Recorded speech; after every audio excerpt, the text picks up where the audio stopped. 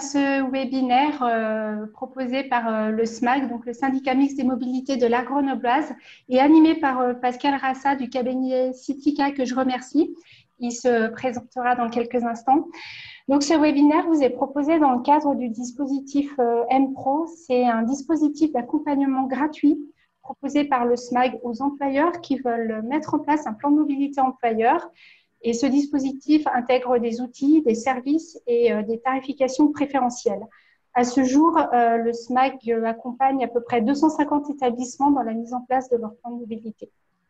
Clémence, je te laisse te présenter. Oui, donc bonjour à tous, Clémence Rouchez. Je suis en charge avec Lorraine et l'équipe MPRO d'accompagner les établissements donc, dans leur démarche de plan de mobilité. Et je suis notamment en charge des plus petites structures. J'ai aussi un volet covoiturage, donc je suis en charge d'accompagner les projets au niveau du covoiturage. Super, merci. Donc, je vais me présenter dans 2 petites minutes, juste expliquer un peu les règles de bonne conduite. Mais bon, je suppose que vous avez l'habitude en ce moment de participer à des webinaires. Donc, bon, mettre les écouteurs autant que possible, couper le micro quand vous ne parlez pas pour éviter d'avoir les bruits de fond. Voilà, vous avez la possibilité d'interagir avec le chat. Alors moi, je l'explique au départ, j'ai un peu de mal à suivre à la fois le chat et la présentation, donc c'est Lorraine et Clémence qui du coup me feront passer vos questions, mais vous pouvez aussi m'interrompre au fur et à mesure de la présentation et me poser vos questions en direct. On a créé une petite page sur laquelle vous allez avoir la possibilité de télécharger le support de cette session. Donc c'est citica.com/smmag, tout attaché. Vous allez trouver des infos à la fois sur le télétravail et puis la possibilité de télécharger donc, le support au format PDF. Et dernier point, on va enregistrer cette présentation. On est en train d'enregistrer d'ailleurs cette présentation. Donc pour ceux qui ne sont pas OK sur la diffusion de leur image, si vous pouvez juste fermer la webcam, et ça ne vous empêche pas évidemment de poser vos questions et autres. Mais l'objectif, c'est de diffuser cette session sur le site du SMMag, enfin, voilà, et d'avoir la possibilité de communiquer au-delà de cette réunion, si vous êtes d'accord. Voilà, alors pour Pascal, juste un petit souci technique, j'ai des personnes qui n'ont pas le son. Qui n'ont pas le son. Alors, ça doit venir de leur ordinateur, du coup, parce que là, tout est ouvert. Est-ce que la plupart m'entendent? Est-ce que vous pouvez juste dire sur le chat si vous m'entendez bien?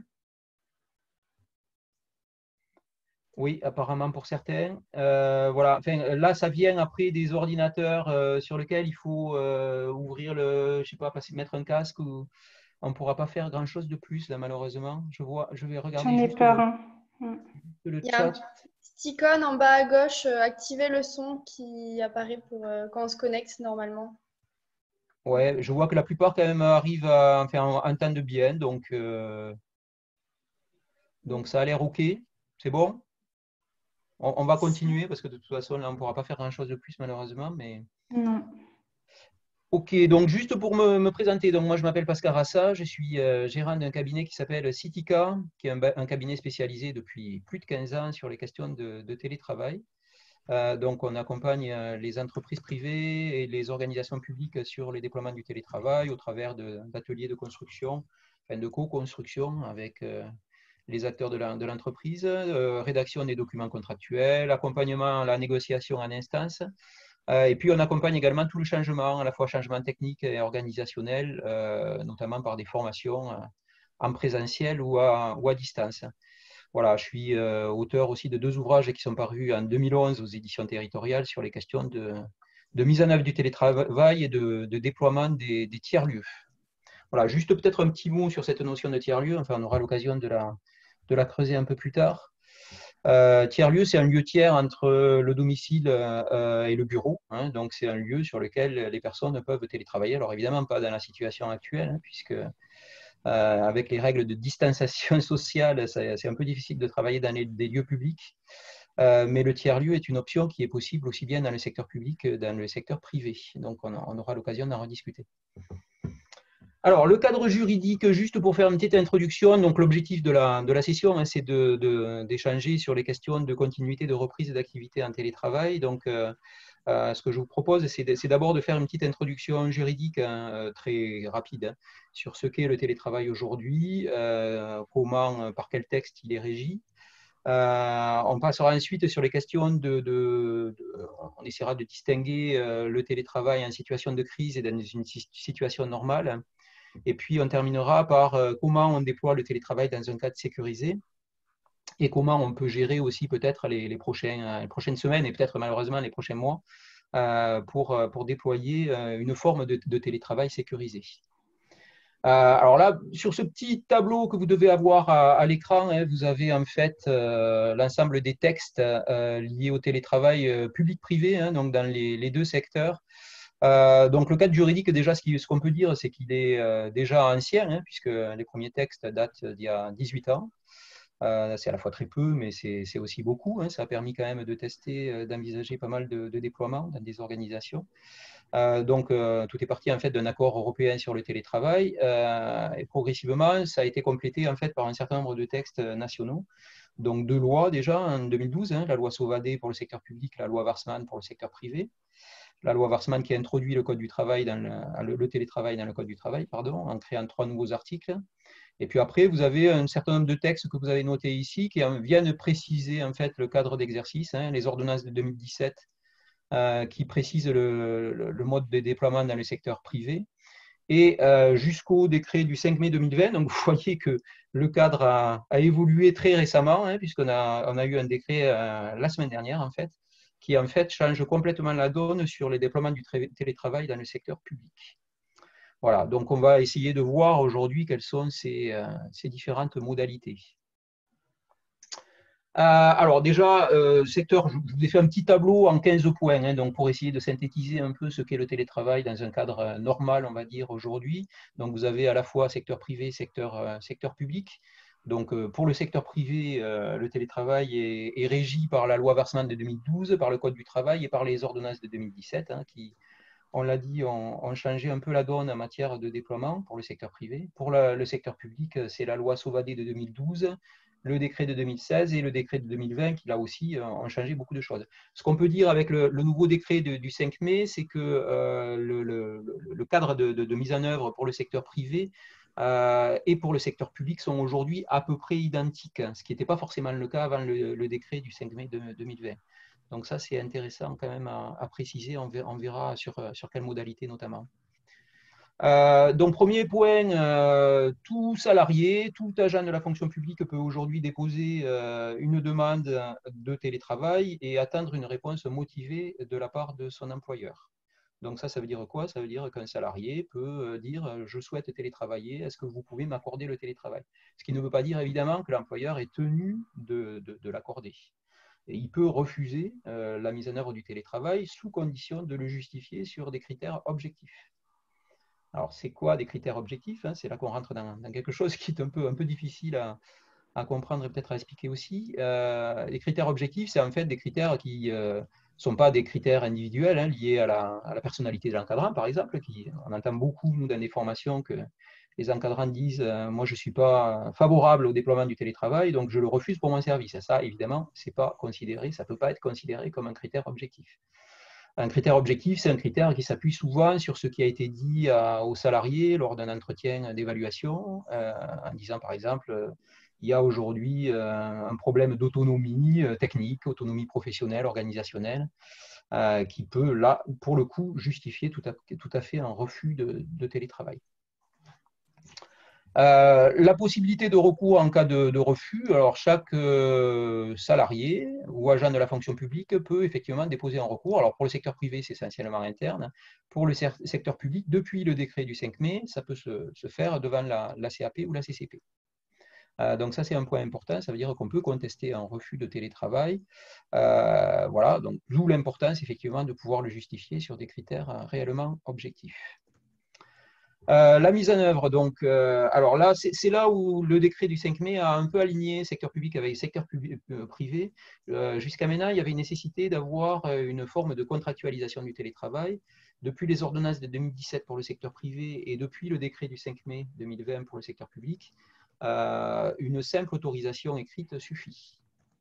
Donc, ça veut dire que un salarié pour le secteur privé qui demanderait le télétravail à télétravailler la semaine prochaine pourrait tout à fait, sous réserve que son encadrant lui donne un accord, être avec une autorisation écrite, hein, c'est-à-dire soit un mail, soit un document papier, autoriser la pratique du télétravail sur la semaine prochaine. Voilà, donc ça peut se faire sous cette forme-là. Jusqu'à maintenant, ce n'était pas possible pour le secteur public.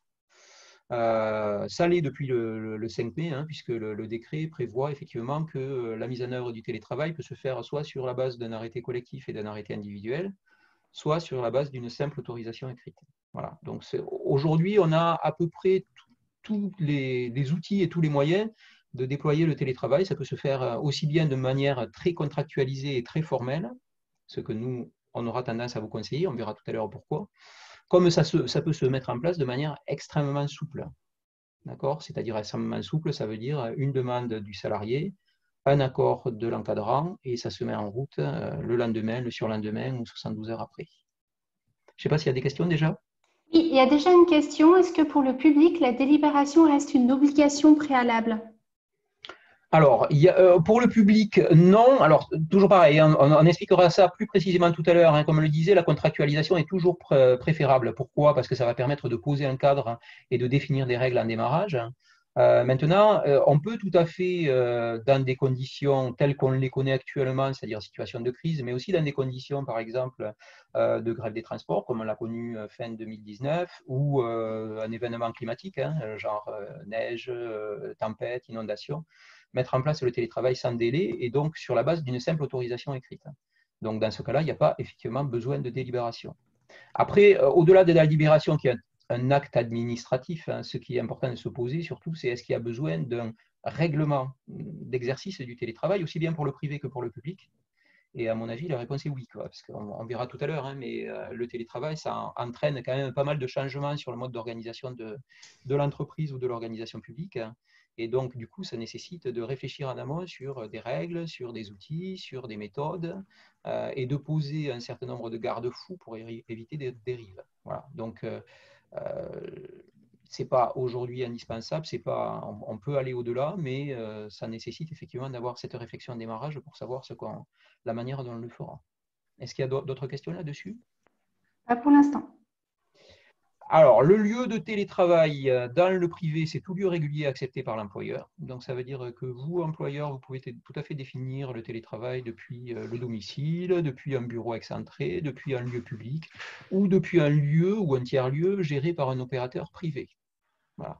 Alors, sachant qu'un tiers-lieu, il y a des coûts. C'est-à-dire que forcément, il y aura des coûts de location qui se feront à la demi-journée ou à la journée. Donc, il y a une réflexion préalable. On verra que dans le cadre juridique, hein, la prise en charge des coûts a pas mal évolué depuis les ordonnances de 2017 et le décret de 2020 pour le public. Donc ça, on le verra tout à l'heure. Mais à la base, un employeur privé peut autoriser le télétravail depuis n'importe quel type de lieu. Pour le secteur public, c'est un peu plus restrictif. C'est-à-dire qu'en théorie, on peut télétravailler depuis le domicile. Hein, ça représente 95% à peu près des situations de télétravail. On peut télétravailler aussi depuis un tiers-lieu, sous réserve qu'il était accepté par l'employeur. Mais le tiers-lieu s'entend comme un lieu professionnel. C'est-à-dire que ce n'est pas n'importe quel type de lieu, un café par exemple. Un salarié du privé pourrait tout à fait, si l'employeur l'accorde, télétravailler depuis un McDo, depuis un café, depuis n'importe quel lieu public. Dans le secteur public, ce n'est pas tout à fait la même chose encore. C'est-à-dire qu'il faut effectivement un lieu qui soit un lieu professionnel et donc un lieu destiné effectivement au travail. Voilà, et le décret du 5 mai rajoute aussi quelque chose qui est intéressant, qui est en fait la capacité de télétravailler depuis le domicile d'un parent. Donc ça, l'idée, c'est en fait d'apporter une solution complémentaire pour les aidants familiaux. Il n'y avait pas forcément de solution de premier niveau, on va dire, pour permettre à des aidants familiaux de télétravailler, enfin de télétravailler, par exemple, non pas uniquement depuis leur domicile, mais aussi depuis le domicile de leurs parents, par exemple. Voilà, c'est rendu possible par le décret du 5 mai. Donc ça, c'est une mesure aussi qui est assez intéressante. Alors, une petite question, est-ce que ça veut dire que le salarié, lorsqu'il demande l'accord du télétravail, doit préciser où il a l'intention de télétravailler? Oui, absolument, parce que c'est les questions de responsabilité qui sont posées. Donc, pour des questions d'accident du travail, pour des questions, enfin, déjà que l'employeur, effectivement, doit savoir où son salarié travaille, il est important que dans l'autorisation temporaire écrite, soit noté le lieu, non seulement le lieu, mais aussi le temps de télétravail. C'est-à-dire à quel endroit la personne va télétravailler et dans quels horaires. Hein. C'est-à-dire, est-ce que ça va être sur les horaires classiques de bureau ou est-ce que ça va être sur des horaires qui pourront être éventuellement dérogatoires de ceux du bureau. J'ai encore une petite question, Oui. Pascal. Vous me dites, hein, est-ce que le lieu de télétravail doit comporter alors des critères? La surface, est-ce qu'il faut que ce soit un endroit silencieux, etc. Alors, il y a des critères objectifs qui sont les critères professionnels. Hein. C'est clair qu'on ne peut pas demander à quelqu'un de travailler depuis un placard. Donc, il faut effectivement une surface minimum. Alors là, je ne saurais pas vous dire, hein, c'est les règles professionnelles qui s'appliquent. On verra tout à l'heure, par exemple, dans la situation de crise qu'on vit actuellement, c'est un minimum de 4 mètres carrés par salarié. Voilà, donc ça c'est une règle basique. Après, sur les autres critères, le fait que ça soit depuis un bureau, par exemple, déconnecté des sollicitations familiales, c'est des critères qui restent des critères demandés par l'employeur, mais pas précisés par la loi. Donc du coup, c'est à la charge de l'employeur de définir quel cadre de télétravail il souhaite proposer ou demander aux salariés, aux agents qui fonctionnent en télétravail. Voilà, donc ça se fait la plupart du temps. On parlait tout à l'heure de règlement de télétravail. Hein. C'est tout l'intérêt de contractualiser le télétravail, c'est que l'employeur va pouvoir fixer des garde-fous, comme je le disais, des règles, et que ces règles sont, à mon sens, vraiment primordiales pour que ça se fasse bien, notamment sur les questions de lieu, par exemple. Voilà. Sur le temps de télétravail, donc en théorie, dans le secteur privé, on peut aller jusqu'à un temps plein. Donc voilà, même dans une situation classique, hein, je parle là de hors crise. Dans le secteur public, c'est un maximum de 3 jours par semaine. Alors, on va voir que ces formules, quand même, ont pas mal évolué avec les derniers textes juridiques. Bon, déjà, ce qu'on peut dire, c'est que dans la pratique, dans le secteur privé, même si c'est possible, vous avez très très peu d'organisations privées qui autorisent le télétravail au-delà de 3 jours par semaine. C'est-à-dire que la plupart du temps, on parle non pas de télétravail à temps complet, hein, comme c'est le cas actuellement. Hein. Est-ce que d'ailleurs ce qu'on vit actuellement est réellement du télétravail? C'est une question aussi qu'on peut se poser. Mais on est plus sur ce qu'on appelle du télétravail pendulaire, hein, c'est-à-dire en gros une minorité du temps de travail qui est passé en télétravail, donc à domicile ou dans un tiers-lieu, et une majorité du temps qui reste passé depuis le bureau. D'accord. Et d'ailleurs, nous, en tant que consultants et formateurs, hein, c'est ce qu'on conseille aussi, c'est-à-dire que on se rend compte que le télétravail pratiqué à temps plein peut poser des vrais soucis en termes de lien avec l'équipe, d'organisation, de méthodologie, d'outils aussi. Donc on rentre dans quelque chose qui est quand même autrement, enfin qui est très différent d'une organisation classique au bureau. Donc voilà, 2 jours par semaine, c'est vécu par les salariés comme une pause dans les déplacements. Hein, je veux dire, pas une pause professionnelle évidemment, mais un moment où on n'a pas à se déplacer, où on évite de passer 1 heure le matin, 1 heure le soir dans les bouchons ou dans les transports en commun. C'est vrai qu'à partir de 3 jours par semaine, on rentre dans quelque chose d'un peu plus dur à accepter, à la fois collectivement et individuellement. Donc nous, on a tendance à dire qu'il faut bien réfléchir pour une entreprise, pour une organisation, avant de passer ce cap des 3 jours. À mon avis, 1 jour à 2 jours, c'est parfait.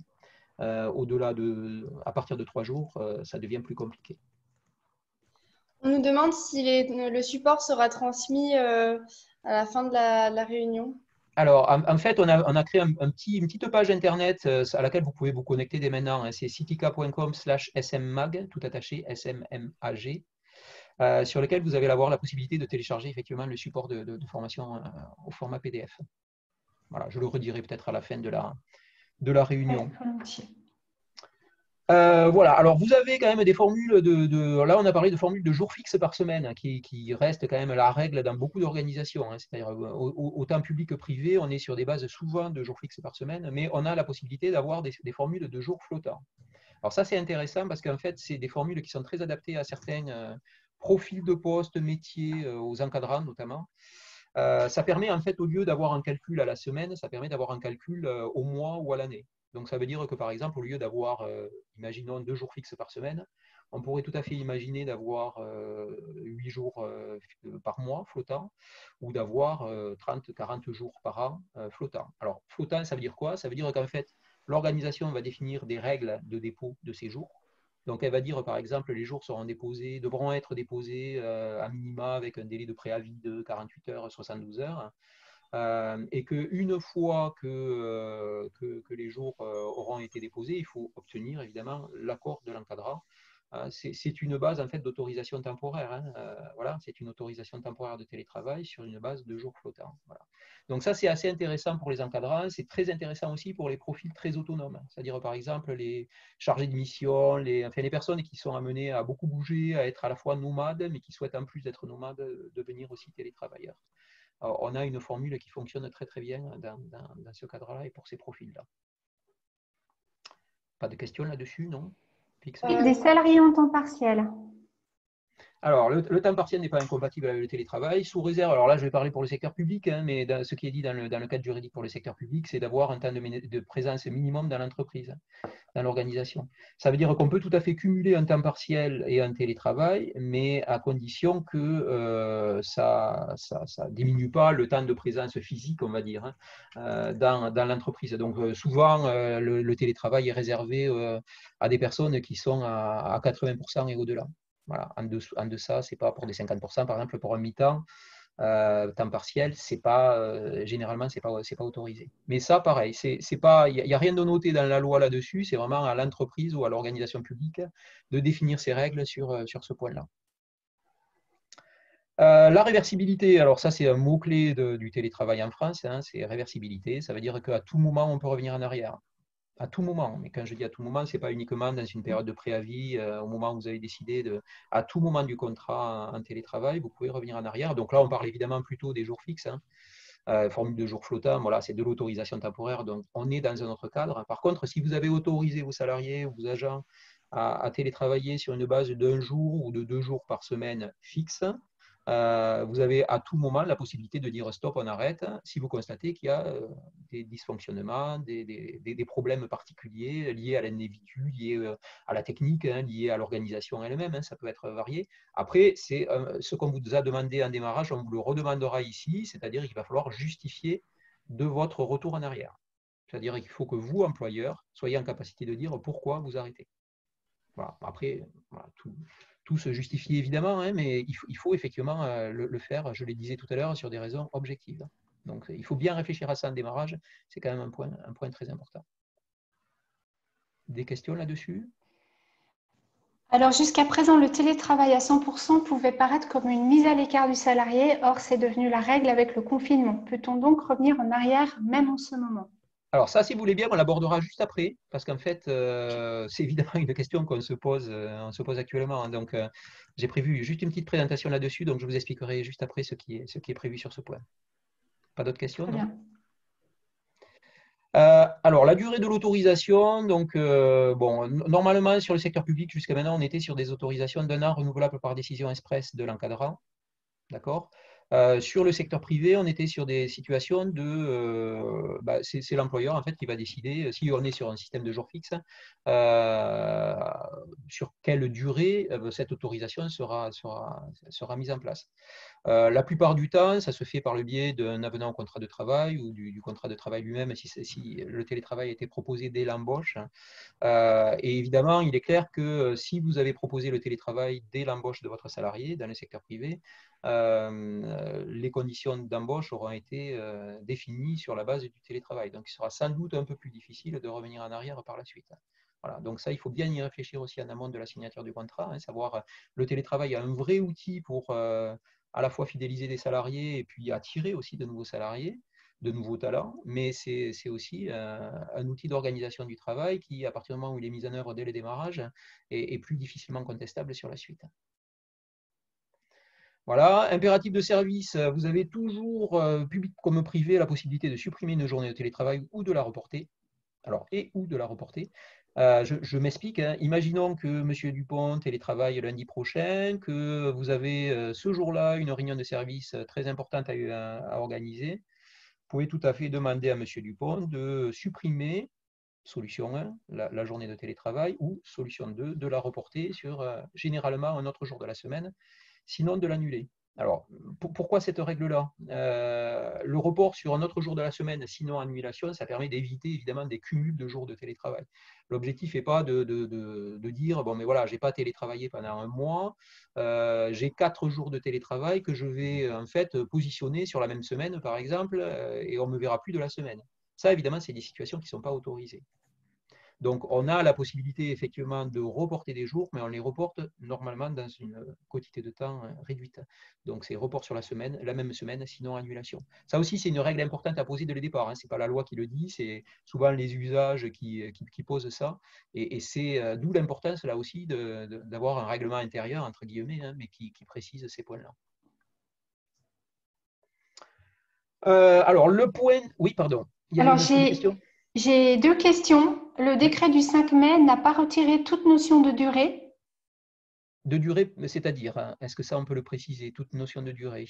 Est-ce que la personne qui a posé la question peut prendre la parole, Je peut-être? pense qu'elle pourra. En attendant, je pose l'autre question. Fait-on une différence entre télétravail et travail à domicile?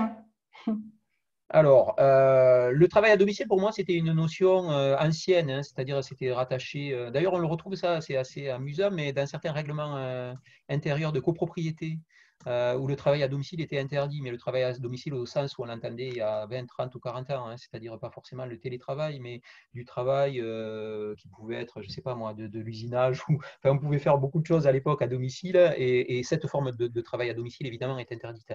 Moi, je distinguerais bien vraiment cette notion de télétravail avec le travail à domicile. Le télétravail, pour moi, c'est un travail qui utilise un outil informatique, donc sur des tâches tertiaires. Le travail à domicile, c'est plein d'autres choses, plein de situations de travail différentes, mais qui ne sont pas apparentées pour moi à du télétravail. Voilà, sur la notion de durée, alors je ne sais pas après si la personne va… si la question, c'est effectivement, on est sur des périodes contractualisées d'1 an, je le disais tout à l'heure, c'était peut-être par rapport à ça.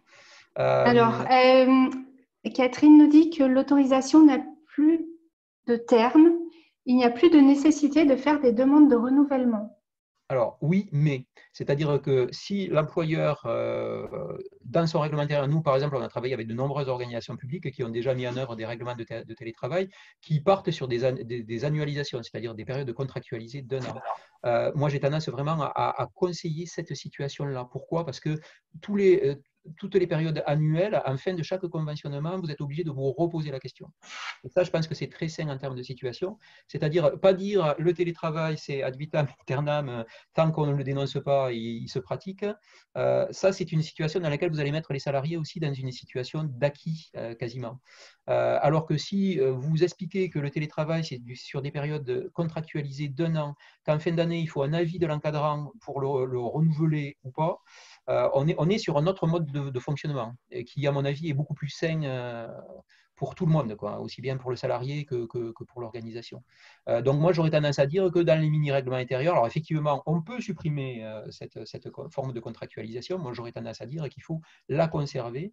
Et même pour les organisations qui vont passer au télétravail dans les prochains mois, je pense qu'on continuera effectivement à conseiller cette forme de contractualisation.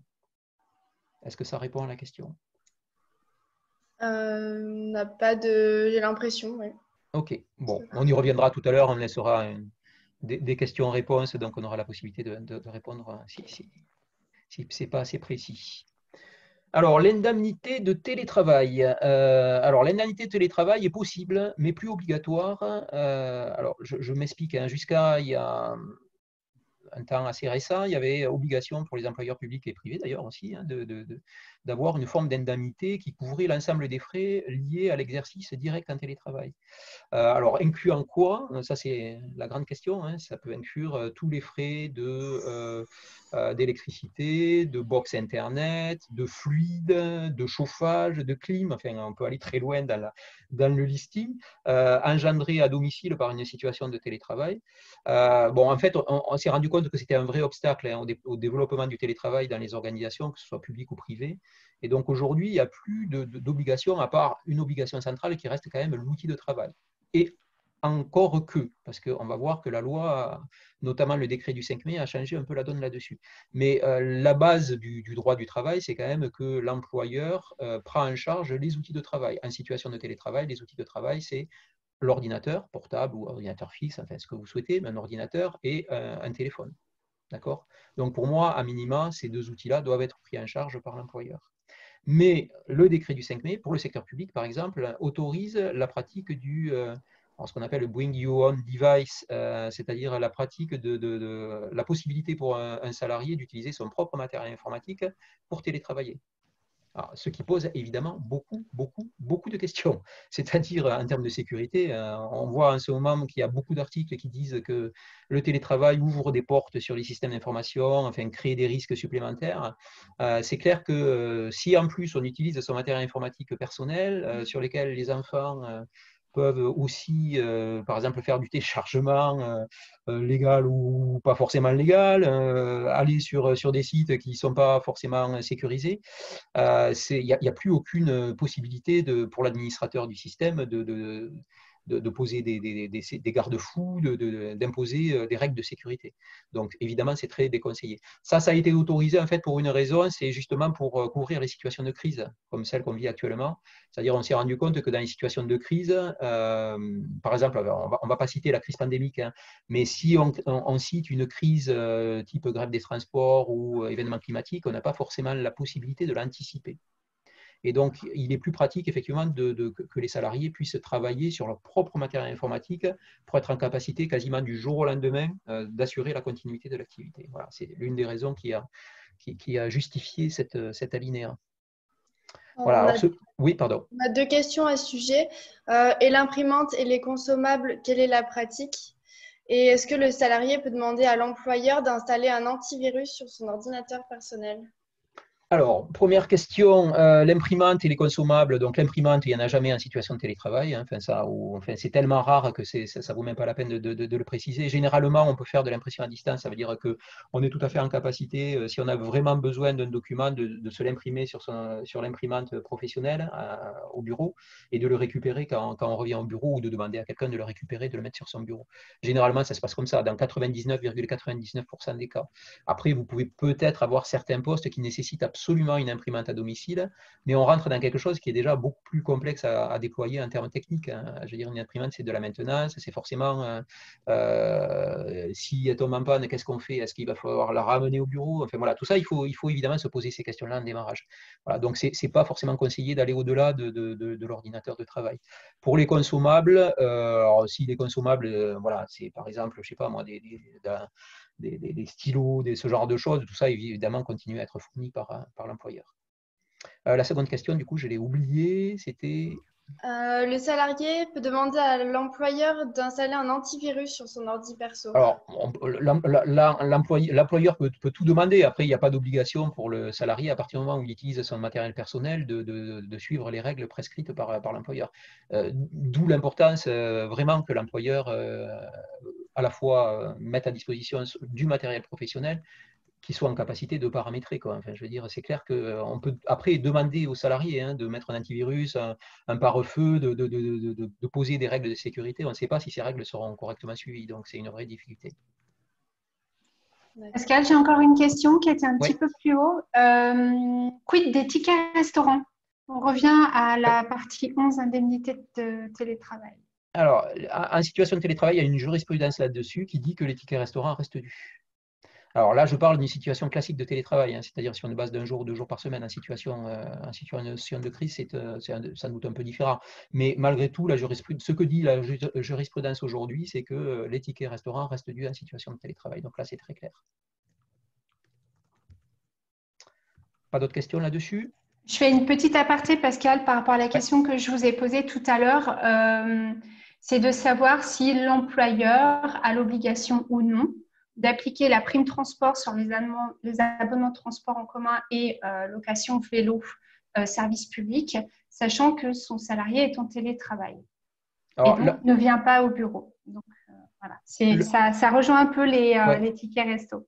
Ouais. Alors moi j'aurais tendance là-dessus, je ne donnerai pas de réponse péremptoire parce que c'est un point à vérifier, mais moi j'aurais tendance à dire que c'est quasiment sur la même jurisprudence que les tickets restaurants. Alors évidemment, là on parle de télétravail classique, qu'on soit bien d'accord, c'est-à-dire que évidemment le télétravail en situation de crise n'est pas du télétravail classique, on va le voir tout de suite après.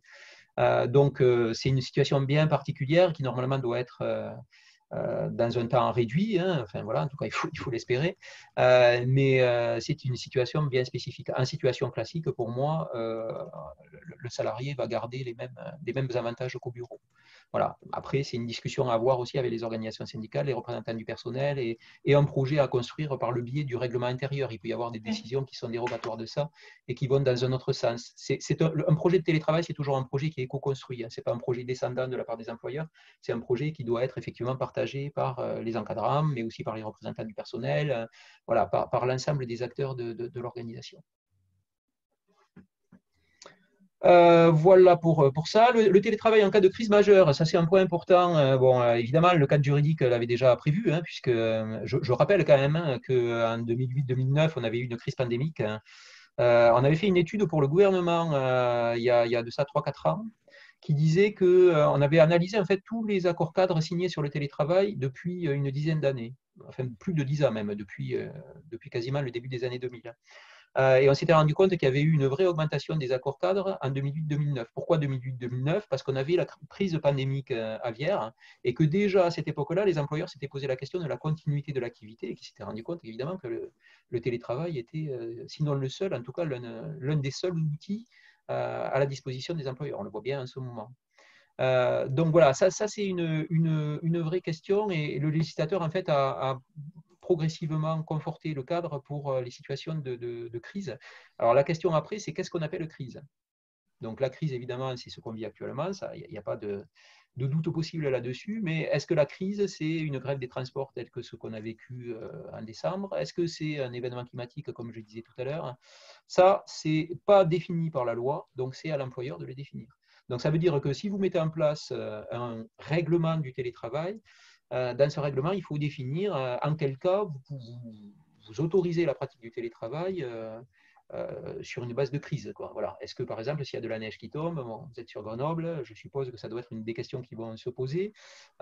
S'il y a des épisodes neigeux, que des personnes habitent un peu loin de Grenoble sur des routes qui ne sont pas forcément toujours bien déneigées, encore que vous devez avoir l'habitude, hein, mais enfin, voilà, ça peut être intéressant effectivement d'inclure ça comme situation de crise potentielle. Alors, même chose pour les périodes de canicule, hein. Enfin, on n'y pense pas vraiment, mais ces questions-là se sont posées les dernières années dès qu'on a eu un épisode de canicule. Voilà. Donc ça, c'est à la charge de l'employeur de définir ce qu'il va mettre sous le terme période de crise. On nous demande si c'est toujours dans le cadre du règlement intérieur, justement, qu'on indique le cadre et les règles. Alors, c'est dans le cadre du règlement intérieur. On y reviendra aussi juste après, parce que pour moi, il y a un règlement collectif qui est le règlement de l'organisation, publique ou privée. Mais vous avez aussi la possibilité de décliner ça sur et c'est là où on rentre dans quelque chose de vraiment intéressant au niveau management. Hein. C'est en fait, chaque encadrant a un mode de fonctionnement spécifique. Chaque service a son mode de fonctionnement. Alors, je ne dis pas qu'il faut avoir 50 règlements. Je dis simplement qu'il y a un règlement collectif. Ce règlement collectif, c'est intéressant aussi dans chaque service de voir comment on va appliquer concrètement ce règlement collectif, sans être dérogatoire du règlement collectif, hein, qu'on soit bien clair, mais simplement en précisant certaines règles. Alors, les règles, c'est quoi? C'est par exemple un encadrant, chaque service va avoir des données différentes à traiter. Un service RH qui va traiter des dossiers de salariés ou d'agents, ce n'est pas la même chose qu'un service de compta qui va traiter de la donnée comptable, qu'un service, je ne sais pas, commercial qui va traiter de la donnée client. Donc, il y a des données qui sont plus ou moins sensibles en fonction du service, voilà, enfin, du type de données plutôt. Et donc, ça peut être intéressant, effectivement, de définir en amont, par service, comment on gère, par exemple, une règle simple sur la sortie des documents papier. La sortie des documents papier, c'est une vraie règle, une vraie question que se posent beaucoup d'encadrants. Qu'est-ce qu'on autorise à sortir? Qu'est-ce qu'on n'autorise pas à sortir? Et souvent, les salariés, en fait, ont l'impression qu'ils peuvent tout sortir. Or, il y a des règles qui sont fixées là-dessus. Il y a le RGPD, vous avez la charte informatique, vous avez tout un tas de règles qu'il faut poser en amont pour bien définir ce qu'on a le droit de sortir et ce qu'on ne doit surtout pas sortir. Évidemment, tous les dossiers intégrant des informations nominatives, mais par exemple les originaux de dossiers, tout ça, normalement, est interdit de sortie.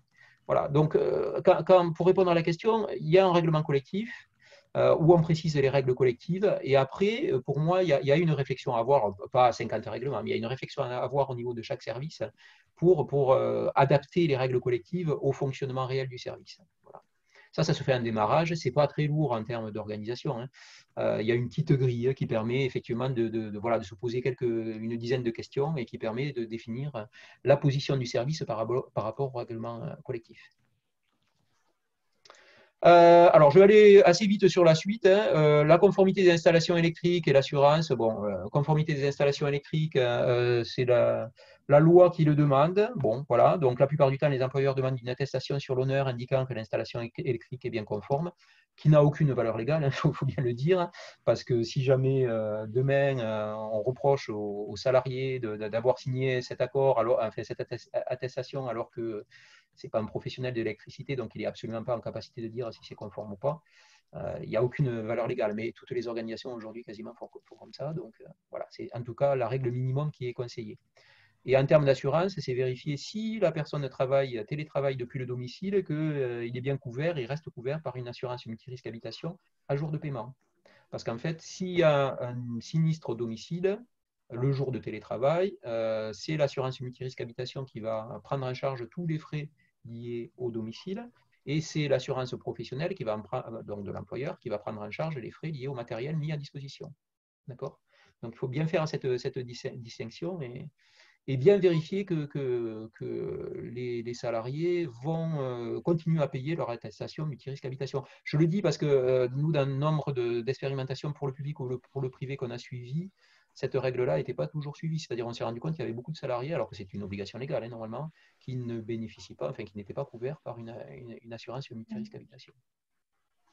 Voilà. Et dernier point, les modalités dérogatoires pour raisons de santé. Donc là, vous avez effectivement la possibilité d'avoir des modalités dérogatoires du droit commun. Alors ça, on le reverra aussi parce que c'est quand même assez intéressant dans la situation actuelle et important de le garder en tête. Voilà, alors le télétravail, au-delà de la définition légale, hein, c'est des risques et c'est des opportunités, pour résumer. Donc, bon, les risques, c'est pas forcément d'ailleurs ce qu'on cite tout le temps, hein. Bon, on cite beaucoup, par exemple, la perte de l'esprit d'équipe, l'isolement social et professionnel. Enfin, nous, quand on fait des retours d'évaluation, ça, on ne le voit absolument pas. C'est-à-dire, ce qu'on voit effectivement émerger comme risque, c'est plus de l'invisibilité professionnelle, par exemple, de la transparence professionnelle. C'est-à-dire que les personnes qui sont en télétravail un jour ou 2 jours par semaine ne sont pas forcément visibles professionnellement. Mais ce qui convient bien aussi parfois aux télétravailleurs, pas forcément pour des mauvaises raisons, hein, mais il y a beaucoup de télétravailleurs qui prennent le télétravail, qui choisissent le télétravail pour être en capacité de se concentrer sur des tâches individuelles, sur des dossiers, sur de la rédaction, voilà. Or, nous, ce qu'on explique, par exemple, quand on fait des formations aux télétravailleurs, c'est que certes, il doit y avoir une part de tâches individuelles, mais il doit y avoir aussi une part de tâches collectives. Et donc, ça veut dire que ce n'est pas parce qu'on est en télétravail qu'il faut supprimer le travail en équipe. Et on voit actuellement, avec les outils de visio et tous les outils de travail à distance, qu'il y a certaines sessions de travail à distance qui sont possibles. Voilà. Alors après, l'isolement social, il peut intervenir. Enfin, on le voit bien actuellement. Et c'est ça, justement, pour moi, qui fait la différence entre le télétravail en période de crise, hein, donc à temps plein, et le télétravail en période normale, c'est-à-dire sur du pendulaire, hein, ce que j'expliquais tout à l'heure, c'est-à-dire avec une majorité de temps qui reste passé au bureau et une minorité de temps qui est passé en situation de télétravail. Donc, si on est dans cette configuration-là, il y a très rarement de l'isolement. On peut en avoir quelques cas, mais de toute façon, ils sont très vite réglés parce que si les personnes ressentent de l'isolement, la plupart du temps, elles abandonnent le télétravail. Hein, je rappelle, réversibilité. Donc, possibilité d'abandon du télétravail, à la fois par l'employeur, mais aussi par le salarié, évidemment.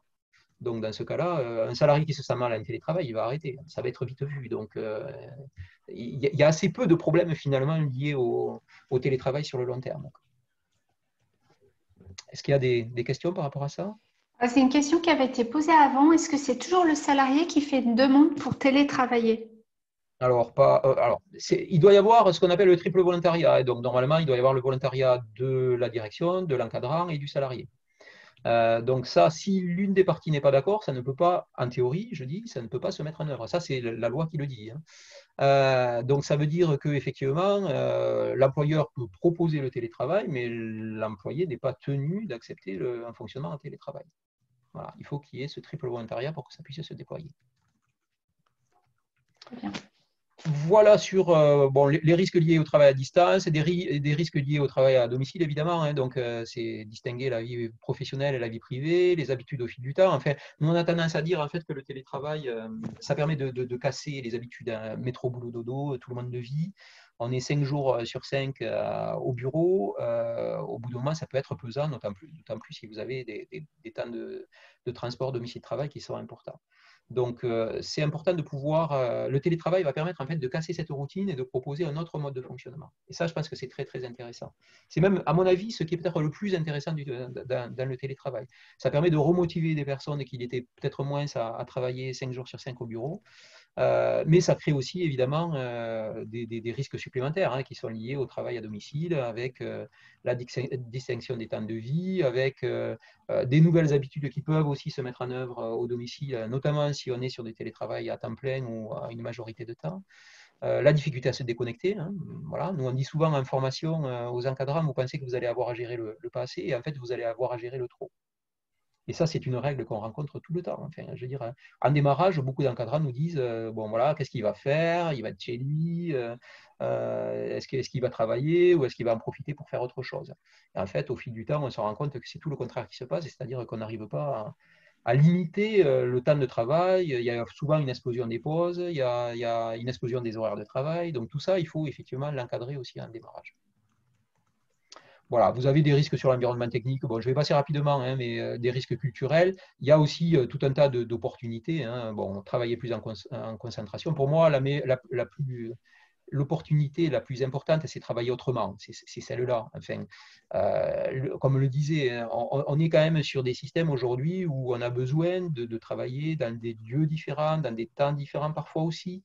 Le télétravail, ça permet de tester un autre lieu et peut-être parfois aussi des horaires décalés. Donc voilà, il y a vraiment un vrai intérêt et aussi avec un environnement technique, des méthodes de travail qui sont différentes de celles du bureau. Et ce qu'on observe, nous, c'est une vraie modernisation à la fois des outils et des méthodes dès qu'on passe en télétravail.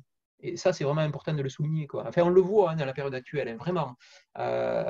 Nous, on travaillait avec des clients qui n'utilisaient jamais la visio. Voilà. Et là, en l'occurrence, on se retrouve dans des situations où les clients sont obligés de fonctionner en visio, mais aussi obligés d'utiliser des outils de travail collaboratif, de faire de la réunion à distance, de faire de la réunion d'équipe à distance. Enfin voilà, tout ça, ça change les habitudes et ça permet d'aller vers une vraie modernisation des outils et des méthodes. Voilà, et puis vous avez évidemment, bon, je ne vais pas rentrer dans les détails là aussi, hein, mais toutes les opportunités liées au travail à domicile, hein, éviter les trajets chronophages. Enfin, mine de rien, quand même, on a beaucoup, enfin, certains salariés ont beaucoup de fatigue, de maladies professionnelles aussi qui peuvent être générées par les trajets domicile-travail. Le fait de pouvoir les éviter, ne serait-ce que sur un jour ou 2 jours par semaine, c'est pas neutre du tout. Voilà, alors. Oui. Et Pascal, on a une petite question. Cela peut creuser aussi les écarts entre les catégories A, B, C dans le public. Alors, ça, c'est pas une question, c'est une remarque. Alors, ça, c'est intéressant parce qu'en fait, on entend beaucoup, j'entendais hier à la radio encore quelqu'un qui disait oui, mais le télétravail, ça creuse les inégalités hein, entre les métiers, les profils de poste et les catégories socio-professionnelles. Alors, oui, il ne faut pas nier le contraire. Dans certains cas, oui. Mais par exemple, dans toutes les organisations dans lesquelles on est passé, si on parle du public, on avait des catégories A, B, C. On avait des encadrants et des non-encadrants. Le télétravail n'a jamais été destiné, par exemple, uniquement à des personnes encadrantes.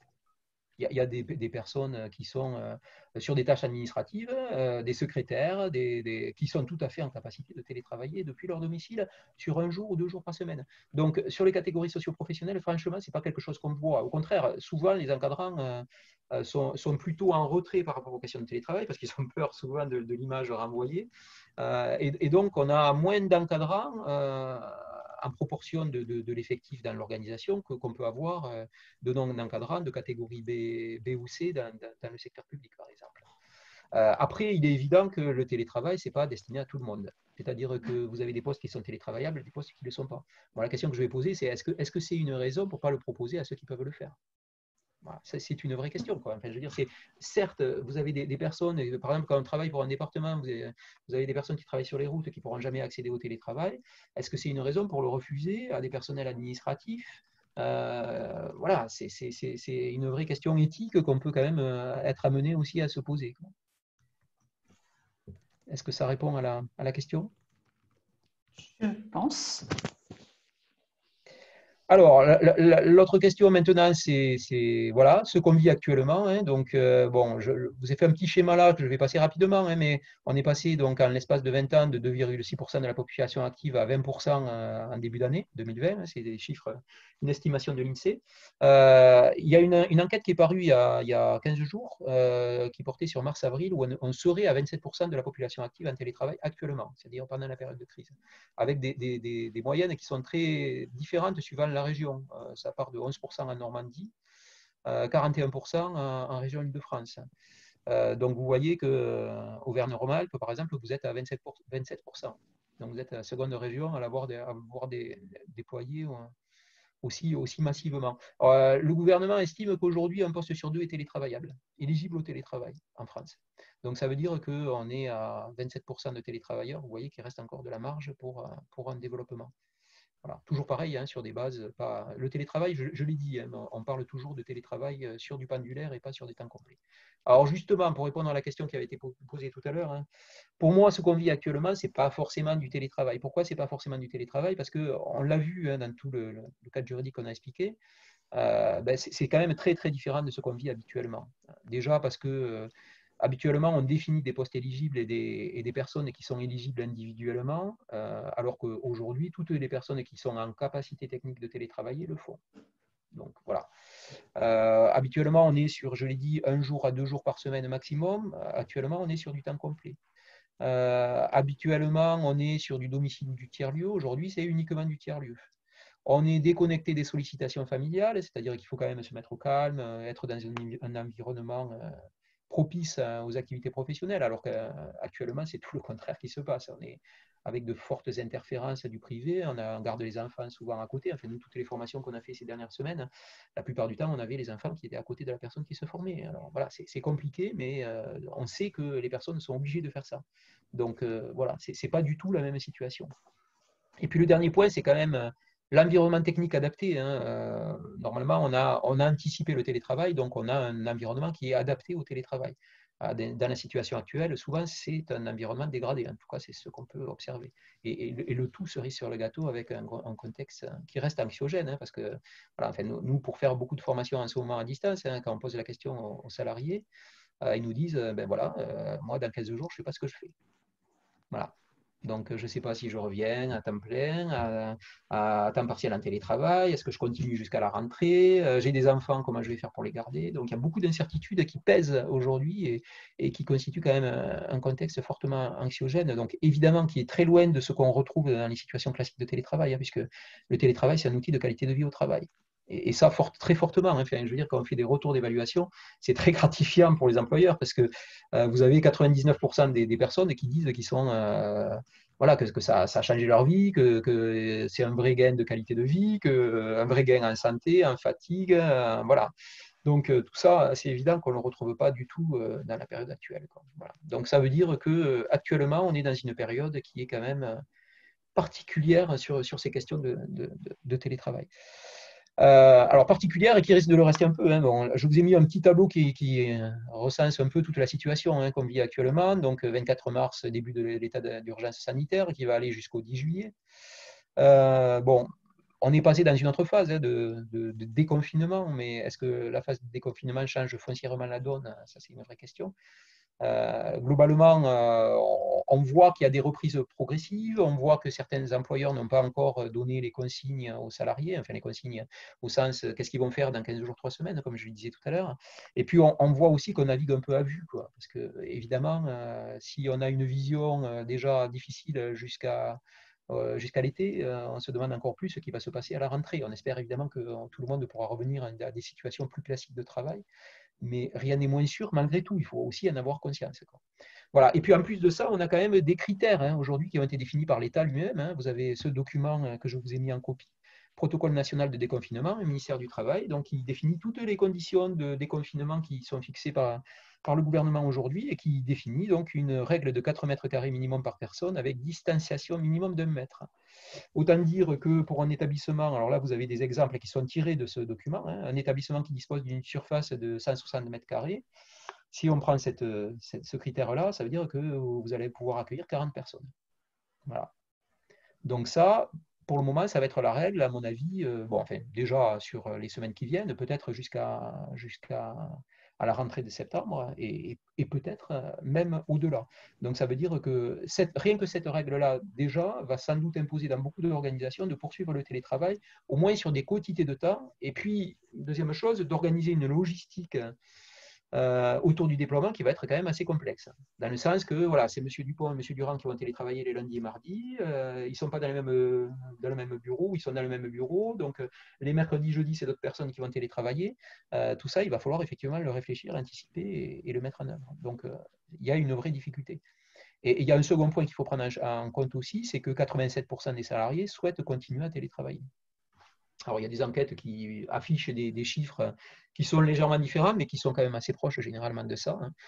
Donc, 42% de manière régulière, 45% de manière ponctuelle. Donc, ça, c'est aussi un vrai enjeu pour les employeurs. Hein. C'est de prendre en compte quand même ce qui se dit dans leur troupe et de voir comment les choses vont pouvoir s'organiser à partir de maintenant. Des questions peut-être là-dessus ou... On a plusieurs questions. On nous demande si j'ai une voiture de fonction, est-ce que l'employeur peut la supprimer? Alors, ça c'est l'employeur qui va définir des règles aussi spécifiques que celles-là. Évidemment, la loi ou le cadre juridique ne précise rien là-dessus, mais c'est clair que si vous n'utilisez plus votre voiture de fonction, si vous êtes à temps plein en télétravail et si vous y restez sur le long terme, il y a de fortes chances effectivement que vous n'ayez pas plus le bénéfice de cette voiture de fonction. Mais encore une fois, c'est des négociations qu'il faut avoir avec l'employeur, enfin une négociation entre guillemets, c'est l'employeur qui va quand même décider de la façon dont ça va se passer. Mais je pense qu'il y a un débat, effectivement, des échanges à mettre en œuvre au niveau des instances, notamment avec les représentants du personnel, autour de ces questions-là. On nous demande aussi si vous suggérez qu'il faut faire un avenant au contrat dans le privé après la période d'état d'urgence sanitaire. Alors, moi, je pense qu'effectivement, pour la suite, il vaut mieux contractualiser et du coup, l'avenant est utile pour les raisons qu'on a citées tout à l'heure. Alors déjà, la base, pour moi, c'est quand même un accord collectif. S'il n'y a pas d'avenant, à minima, c'est un accord collectif. Parce que l'accord collectif a déjà posé des règles. Et la difficulté de l'accord collectif, c'est qu'elle pose des règles collectives, comme son nom l'indique, mais pas forcément de règles individuelles au poste. Et le télétravail, on voit quand même dans la pratique que ça se définit au poste. Parce que, comme je disais tout à l'heure, quelqu'un qui travaille dans un service RH n'a pas le même type de fonctionnement que quelqu'un qui travaille dans un service commercial. Donc, pour ces raisons-là, effectivement, ça peut valoir le coup d'avoir une forme de contractualisation. Alors, soit sous la forme d'un avenant, soit sous une forme un peu plus souple, qui sont des formes aussi possibles. Hein. Enfin, voilà, il y a des organisations, par exemple, qui contractualisent par un document écrit qui va synthétiser la façon dont les choses vont se déployer. Ce n'est pas un avenant au contrat de travail, mais c'est une forme d'autorisation temporaire du télétravail sur des bases qui sont prescrites par l'employeur et donc par l'encadrant. Voilà. Donc, ça, c'est après à vous de définir quelle méthode vous voulez utiliser sur ce point-là. Ensuite, on nous demande si les mêmes règles de surface s'appliquent au public. Alors ça, c'est un document public-privé. Hein. Donc théoriquement, ça s'adresse à tout le monde. C'est le ministère du Travail qui l'a mis en œuvre. Alors, sauf si j'ai mal compris à la lecture, mais a priori, c'est un document qui concerne aussi bien le public que le privé. Voilà. Et ce qu'on m'expliquait par exemple ce matin en plus, c'est que quand on parle de 4 mètres carrés, c'est hors meuble. Donc voilà, enfin, ce que je veux dire par là, c'est que quand vous êtes dans une pièce, il faut prendre en compte uniquement la surface qui est disponible autour de vous. Quoi. Donc c'est encore un peu plus restrictif que ça. Voilà, enfin, sous réserve. Après, il faut bien relire. Moi, je ne suis pas un spécialiste du déconfinement, hein, donc il faut relire ces documents-là. Mais c'est quand même un point important qui va évidemment peser sur la suite. Pour l'instant, on n'a pas d'autres questions. Ok. Alors la méthode justement pour la suite, hein, bon, parce que l'idée c'est aussi de se projeter. Donc on l'a vu, il y a pour moi deux situations, il y a du court terme et puis il y a du long terme, du moyen ou du long terme. Donc sur le court terme, pour moi de toute façon il y a peu d'organisations qui vont avoir le choix, hein, ça va être une reprise progressive en alternance. Hein. En alternance ça veut dire une quotité de temps en télétravail, une quotité de temps au bureau. En augmentant progressivement, c'est ce qui a été prescrit par exemple en région parisienne, hein, donc on augmente progressivement en fonction des situations et de la façon dont se passe le déconfinement. On passe d'abord à 1 jour de retour au bureau, on passe ensuite à 2 jours progressivement à partir de juin, et puis on évolue comme ça, on transite vers la rentrée dans cette situation-là. Alors ça pose quand même aussi une question, c'est la question des personnes qui ont des problèmes spécifiques de santé. Alors, il y a possibilité, hein, vous avez des conditions dérogatoires, je l'ai dit tout à l'heure, qui sont prévues par le cadre juridique, hein, qui permettent à des personnes qui ont des situations de santé précaires, qui ont des affections longues, des maladies chroniques, hein, de pouvoir bénéficier de conditions spécifiques de travail sur avis médical. Donc ça, c'est possible évidemment sur le secteur privé comme sur le secteur public. Hein. Sur avis médical, un salarié peut demander à poursuivre à temps plein en télétravail. Voilà. Il faut effectivement que la médecine du travail donne son accord, mais c'est évidemment une possibilité. Voilà, je pense qu'il y a pas mal de salariés qui pourront être peut-être dans cette logique-là, de se dire, voilà, j'ai un risque, je préfère continuer à temps plein, au moins sur les prochains mois, pour voir ce qui va se passer, quoi. Donc voilà, pour moi, la situation à court terme, c'est ça. La situation à long terme, pour moi, elle pose d'autres questions. La question, c'est évidemment, est-ce qu'on fait comme avant ? Qui est quand même une vraie question, hein. Est-ce qu'on retourne à 100% au bureau? Ou alors, est-ce qu'on essaye de profiter, entre guillemets, de cette crise, hein, bon, si elle peut avoir comme point positif, ça peut être celui-là, pour envisager une autre façon de travailler. Et bon, vous me voyez venir avec mes gros sabots, hein, mais moi, j'aurais tendance à dire que ça vaut le coup quand même d'essayer de tester. Enfin, ça vaut le coup pour tous les retours qu'on a, hein, franchement, des évaluations. Le télétravail, c'est vécu souvent comme une sinécure par les employeurs, parce que quelque chose qui va nécessiter du temps, de l'organisation, parfois aussi des moyens. Dans la pratique, nous, ce qu'on observe, c'est qu'au bout de quelques mois de fonctionnement en télétravail, on a des vrais bénéfices pour l'organisation. Des vrais bénéfices à tous les niveaux, des bénéfices qui peuvent être sur des questions évidemment de production et de productivité, hein, osons les mots. Toutes les études disent qu'on est à 20% d'efficacité en plus en situation de télétravail, c'est quand même pas neutre. On peut avoir des économies de coûts, on peut avoir des économies, enfin on a un levier évidemment sur toutes les questions de mobilité, hein, enfin, bon, voilà, qui sont des questions premières puisqu'on intervient pour un syndicat des transports et qui gère les questions de mobilité. C'est pas neutre, enfin, le télétravail ça a très peu été utilisé jusqu'à maintenant comme un vrai outil de limitation des mobilités. C'est pas un outil qui va venir remplacer le covoiturage, qui va venir remplacer les autres moyens, mais c'est un outil qui est tout à fait complémentaire des autres moyens. Donc je pense qu'il faudrait peut-être plus l'intégrer dans les stratégies d'entreprise. Et ça se fera, à mon avis, sur des bases qui seront... on a vu que quand même, on a aujourd'hui plein de possibilités pour mettre en place le télétravail. Les jours fixes, 1 jour, 2 jours, 3 jours, sans aller au-delà de 2 jours peut-être, mais des jours flottants, hein, des formules de jours flottants, on l'a vu tout à l'heure, donc avec une vraie souplesse sur le déploiement et la possibilité de le proposer uniquement à certaines périodes. On peut tout à fait proposer aujourd'hui du télétravail saisonnier. Sous-entendu, le proposer pendant 10 mois de l'année et supprimer le télétravail pendant les mois de juillet et d'août parce qu'on a des sous-effectifs dans les équipes, hein, pour cause de congé d'été. Donc, il y a plein de possibilités qui font que ça peut être intéressant de réfléchir à ces questions-là. Et ça va poser aussi la question, du coup, pour moi, de la contractualisation. Voilà. Vous avez deux méthodes, hein, d'introduction. La méthode autorisation temporaire et la méthode de contractualisation. Enfin, pour moi, c'est vraiment une question que doivent se poser tous les employeurs, qu'ils soient publics ou privés aujourd'hui. Voilà, autorisation temporaire, ça veut dire, bon, voilà, on l'utilise sur des périodes, on le met en place sur la base de documents ponctuels. Ou alors, on contractualise les choses, on définit des règles, on pose des garde-fous et on évite des dérives. Voilà, c'est pour moi, le deal, il est entre ces deux solutions-là.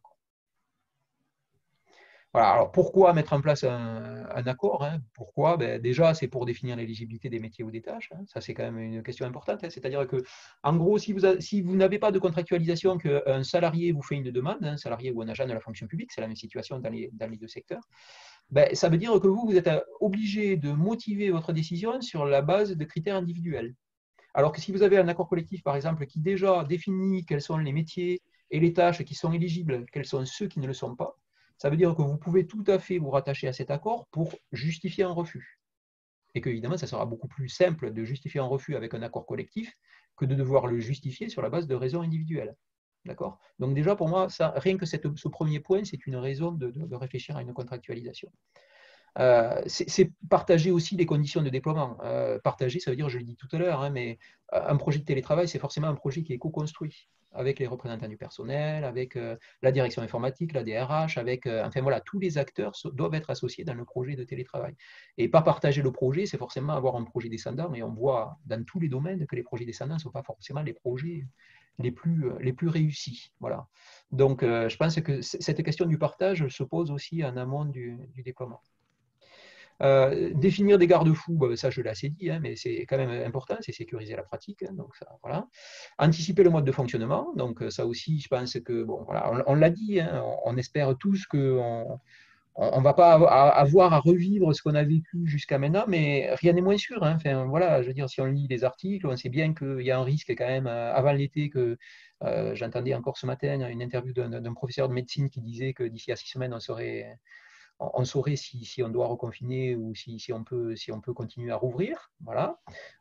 Certains disent que cet hiver, on peut repartir pour un tour. Bon, voilà, personne ne le souhaite évidemment. Économiquement, c'est un vrai drame pour plein d'entreprises aussi. Mais ça n'empêche que je pense qu'il vaut mieux anticiper ces situations-là que de les revivre sans les avoir préparées, quoi. Donc, pour moi, c'est aussi une raison pour laquelle il faut se poser la question dès maintenant, hein, pas attendre 6 mois de plus.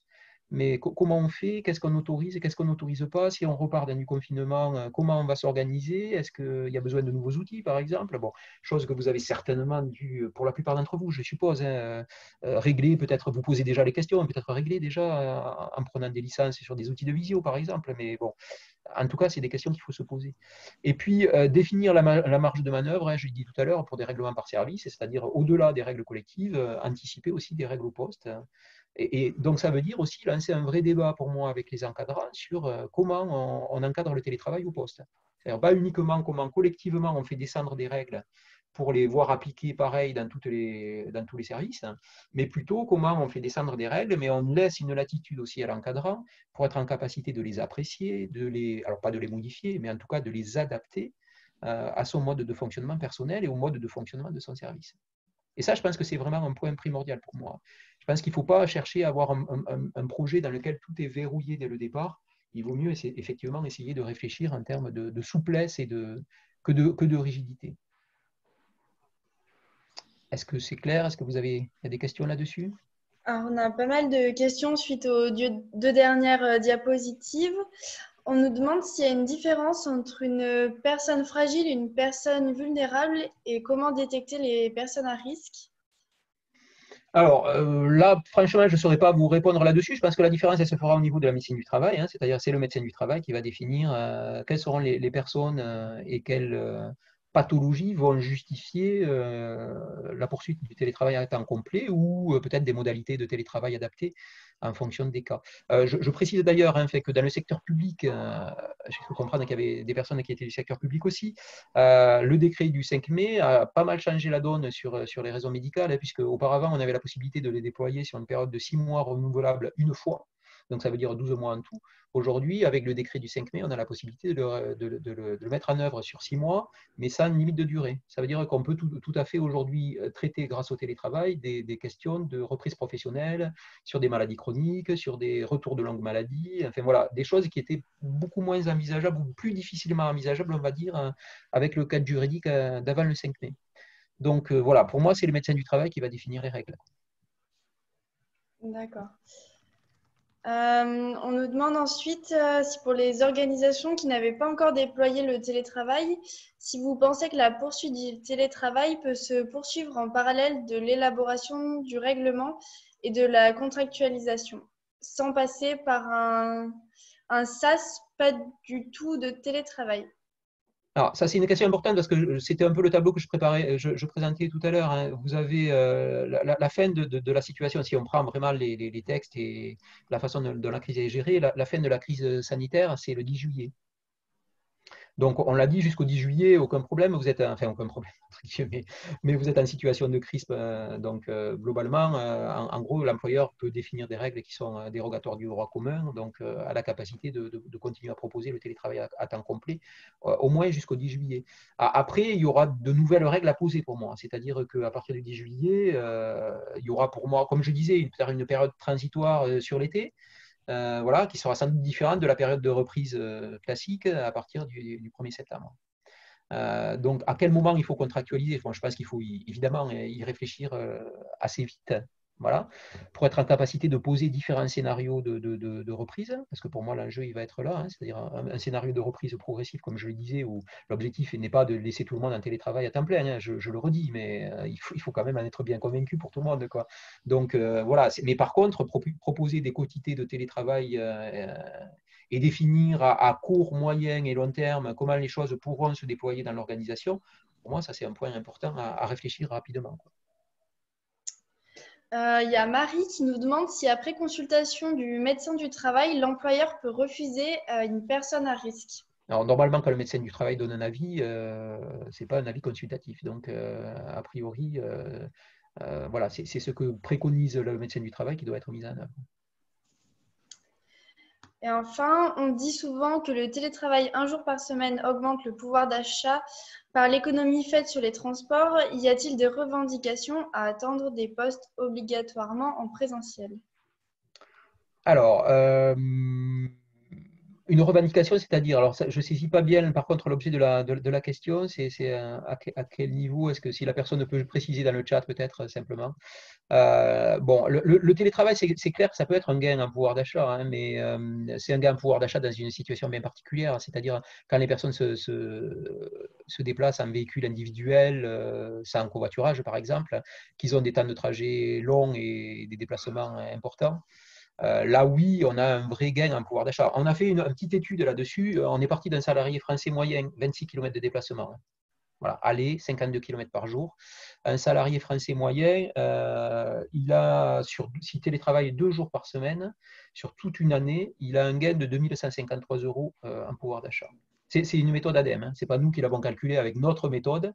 On a pris l'éco-calculette de l'ADEME, on a calculé, donc ça intègre tous les frais liés au déplacement. Il est clair que si les personnes se déplacent en transport en commun, pour le moment, il n'y a pas de remboursement voilà, si on ne prend pas les transports les lundis, mardis, l'abonnement mensuel reste le même. Donc, on n'a pas de gain en pouvoir d'achat dans ces situations-là. Donc, il faut quand même circonscrire ce gain en pouvoir d'achat à certaines situations bien particulières de déplacement. Ça, c'est important. Oui, donc effectivement, les revendications, ce serait par exemple une compensation pour non-télétravail à cause de tous les avantages engendrés par le télétravail, Alors, contrairement à ceux qui sont obligés d'être en présentiel et qui là. Alors, c'est des choses qu'on a commencé à voir émerger, figurez-vous. Voilà. Enfin, pas ce dernier mois, hein. Voilà, c'est des choses qui peuvent effectivement être une revendication de certaines organisations syndicales. C'est effectivement à partir du moment où on propose le télétravail à des postes éligibles, quid pour les postes non éligibles? Est-ce qu'il ne faut pas une. Bon, voilà, enfin, là, on rentre dans quelque chose qui évidemment n'est pas forcément entendable, quoi. Enfin, je veux dire, il y a des postes. Alors, il y a des organisations d'ailleurs qui traitent cette question différemment. Je pense notamment au rectorat de Bordeaux, hein, qui est l'une des premières administrations françaises à avoir mis en œuvre le télétravail. Ils ont constaté qu'il y avait des postes éligibles, des postes qui ne l'étaient pas. Et en fait, ils ont proposé des modifications de certains profils de postes et une réorganisation de certains services pour permettre à des postes qui, a priori, n'étaient pas éligibles au télétravail de pouvoir y accéder à terme. Je vais citer un exemple qui est très parlant. L'agent en situation qui gère l'accueil. Voilà, on peut se dire qu'effectivement, cette personne-là, elle gère l'accueil, elle ne fait que ça, elle ne répond pas au téléphone, elle est 5 jours sur 5 à l'accueil de l'administration. Ben, cette personne-là, on lui a proposé au bout de quelques années, bon, ils ont 25 ans de culture du télétravail, hein, donc bon, voilà, ils ont une pratique déjà ancienne, mais on a pu proposer des quotités de télétravail à des profils de ce style-là. Ça montre que, voilà, après, c'est aussi une réflexion à avoir sur le profil de poste. Bon, il est clair que de toute façon, tout le monde ne peut pas télétravailler et que voilà, ça sera quand même un obstacle dans certaines organisations. On a fait le tour des questions pour l'instant. Okay. Là, ici, il y a une remarque de Catherine qui dit que pour aller dans ce sens, les agents sur des postes non télétravaillables revendiquent aussi une rupture d'équité et demandent effectivement une indemnité. Alors, pas tous, hein, mais on a pu voir ça nous émerger bon, ponctuellement, porté par certaines organisations syndicales, on l'a dit. Voilà, bon, après, pour le moment, moi, je n'ai pas connaissance d'organisations qui soient allées dans ce sens-là, quoi, voilà, pour résumer les choses. Donc, bon, voilà. Après, encore une fois, c'est une négociation. Hein, c'est à vous de juger organisation par organisation. Voilà, mais c'est difficilement entendable, si vous voulez, parce que ce n'est pas un avantage qu'on propose à certains au détriment d'autres. Hein. Ce n'est pas comme ça qu'il faut le voir. Il y a certains postes qui sont sur des tâches éligibles. On peut leur proposer le télétravail. Ça serait un avantage si, par exemple, on le proposait uniquement à des encadrants. Et pas à des agents d'exécution, par exemple.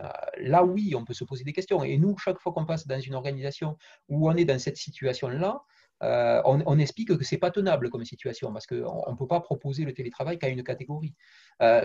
Juste pour la petite anecdote, d'ailleurs, hein, certains arrêtés ministériels sur le télétravail, je ne vais pas citer lesquels, mais il y a 2 ministères au moins qui ont interdit le télétravail pour les encadrants. Donc, vous voyez que ce n'est pas forcément uniquement dans un sens que ça peut se passer aussi dans l'autre. Sous-entendu, ça sous-entend quoi ça sous-entend en fait que le ministère pense que le télétravail, ce n'est pas adapté pour des publics d'encadrants, que l'encadrement, c'est forcément du présentiel. Là, on est sur une image culturelle. Enfin, ça, il faut quand même en avoir bien conscience. Une image culturelle, ça veut dire que si vous parlez avec un encadrant d'une organisation publique ou privée en Europe du Nord, ils vous diront qu'il n'y a aucun problème pour encadrer des personnes à distance. Et d'ailleurs, c'est ce que font la plupart des encadrants dans nos organisations. Aujourd'hui, ce que je veux dire par là, c'est que dans le secteur public, par exemple, les encadrants, ils ne sont pas tout le temps au bureau, ils sont aussi nomades, ils bougent, ils vont en réunion, ils ont souvent des réunions à organiser ailleurs. Donc, ça veut dire qu'on est déjà dans des situations de nomadisme. Le télétravail, c'est qu'un point supplémentaire dans ces situations de nomadisme. Donc, ça ne change pas la donne complètement, quoi.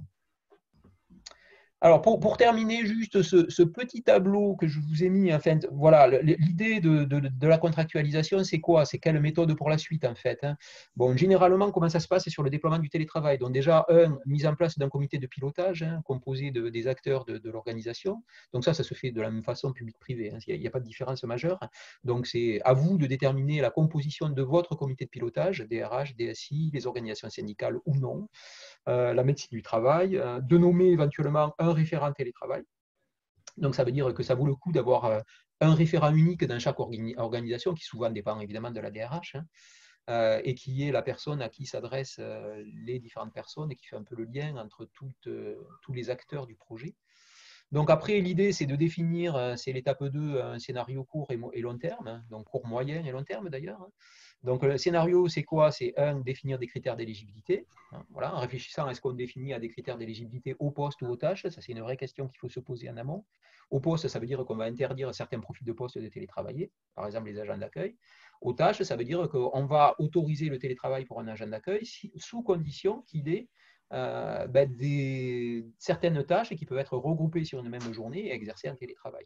Ça change quand même pas mal la donne, si on le voit sous cet angle-là. Donc voilà, après, on peut définir une méthode de sélection. Hein. Nous, on a travaillé pour des organisations qui ont mis en place des méthodes de scoring.